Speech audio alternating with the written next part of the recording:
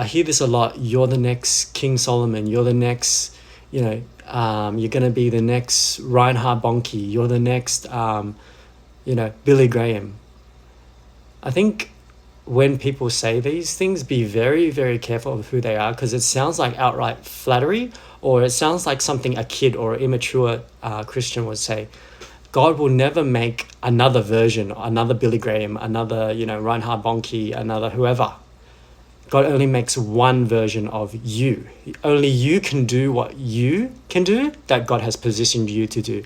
And I wanted to share because 1 Kings 3, chapter 9 says, this is what King Solomon, before he was a king, asked God for. He said, "Give your servant, therefore, an understanding mind to govern your people, able to discern between good and evil, for who can govern this, your great people?" So many people thought that Solomon asked for wisdom. He actually asked for discernment to rule his people. So what is discernment? I can say that discernment in the natural is a skill, and it usually has to come from trauma, because when you know trauma, you know how to discern. You have a heart that feels more than others. This is why mental health nurses are naturally really good at detecting, inconsistencies and patterns, or in other words, they're expert pattern recognizers. They're really good at pattern recognition, and it makes them perfect to be day traders. But that's a video for another day. Anyway, I'll get back to the topic.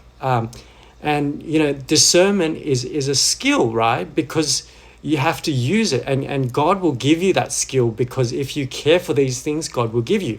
God will bless you with what you already have in the natural, and he will increase it in the spirit in time when you can use such gifts. And we have to, one of the things with discernment is people will say things. They will say, or they will write things, and they will try to mean another thing. But you have to be really good at looking and reading between the lines to see what they're actually saying, because speech, the Bible says, God looks at man's hearts, right? We can have perfect minds, clarity.